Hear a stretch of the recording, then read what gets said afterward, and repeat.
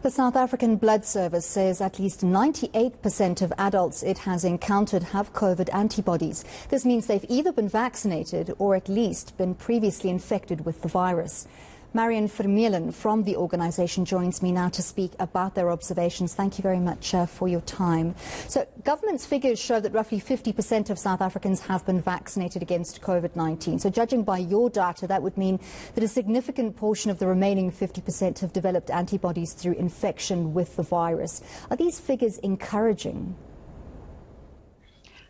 I think yes, definitely. I mean, I don't think you can read anything into it necessarily, except for the fact that 98% of people have antibodies. The large majority of those people, 87% of them, have antibodies because they've actually had natural exposure. They've been exposed and have contracted COVID, whether they had symptoms or not, and they've developed those antibodies. And then there's a further 10% that only have antibodies to the portion of the virus that the vaccine uses to develop antibodies, so the anti-spike. But otherwise, yes, the majority of people, 87% of the people, 87% of our blood donors at least have had COVID. Right, so obviously you haven't been able to test the blood of every South African to get to these figures. How did you gather this data? So we've actually done three studies now.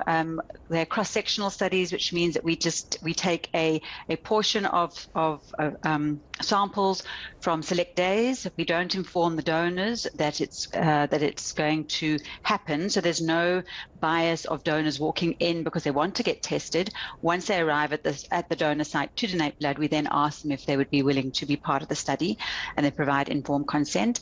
We did this in March of 2021. And then again in November of 2021, after the Delta wave, but pre-Omicron. And then finally now we've just done it again in March, which was post the first part of Omicron, so the first wave of Omicron, or the fourth wave, if you like, but before the fifth wave started. And so we take just a number of days, and we just test every single that we have. Or samples are collected anyway for normal testing for blood donations, and we use a residual part of that sample to then test for the antibodies. So last year we only tested for anti-nuclear capsid, and that is the antibodies that are developed from exposure. This year in March now we were able to test both with anti-nuclear capsid and with anti-spike, and anti-spike is the one that you can then determine whether the person was vaccinated but not exposed. And, so in those three series and yes, of these tests, are the results. Sorry Marion that I'm interrupting you. In those three series of tests between March last year, November last year and this year, did you see a dramatic jump?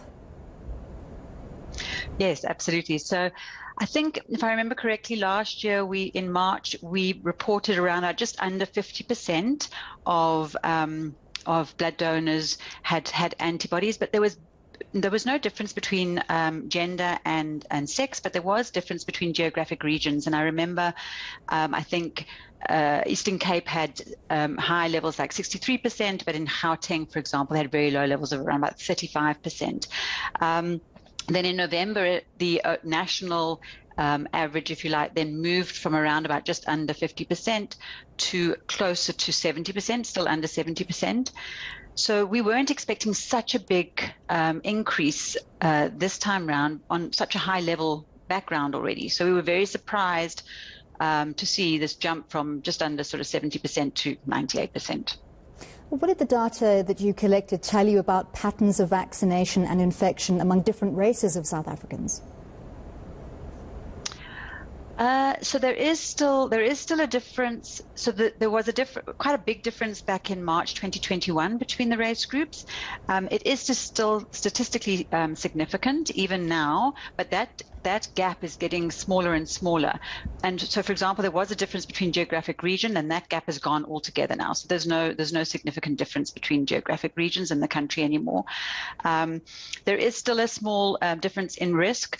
I can't say necessarily around vaccination, because the the high level, so in black donors, the high level of anti-nuclear capsid, which means that people have been exposed, will cover whether some of those people could have also been vaccinated. So I can't say how many of those people would have been vaccinated.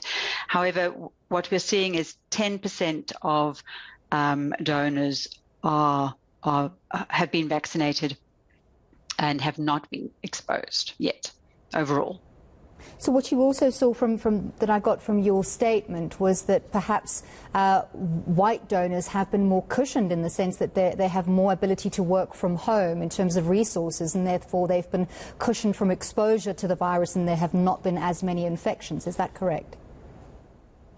Yes, I think so. I think that's the only reason why there's still that little bit of a difference, but I think that difference is going to go even now. I think if you had to do the testing now after the 5th wave, I think that difference is going to be smaller and smaller and smaller. But yes, absolutely. I think if you have the ability to be able to go and be vaccinated, and you have the ability to be able to protect yourself, social distance yourself, and work from home, as a number of us can, then yes, you obviously limit your risk. And does the data that you've collected over the past year play a role in how we formulate our national strategy in terms of the health department's approach to COVID-19? Well, we provide this data. We're not the experts in any of that kind of modeling. So what we like to do is be able to provide this information so that the modelers that are out there can then use this information to make those kind of informed decisions. I think blood donors are an easy accessible population because we're already collecting blood around the entire country, and we're already collecting samples from those donors. So if they consent to be part of the study, we can get large numbers quite quickly, and that then this information can now be used by those people who would like to inform public health. Last quick question before I let you leave. Did you get a high level of consent from people willing to participate in the study? Yeah, I think people want to know. So yes, and I think also we've always been quite lucky in this country where most people actually, when we ask them if they'd like to be part of a study, they say yes, they do. So we have another study that we've just starting now, which is with very, very regular blood donors who donate, more than 3 donations a year. And we've asked those donors if they'd be willing to consent to start to look to see if we can see things like vaccine breakthroughs or reinfection rates. And so we test them on every single one of their donations. So that's quite an exciting study that we've just started as well. Excellent. Thank you so much for speaking to us this evening. Now, that was Marion Vermeulen from the South African Blood Service.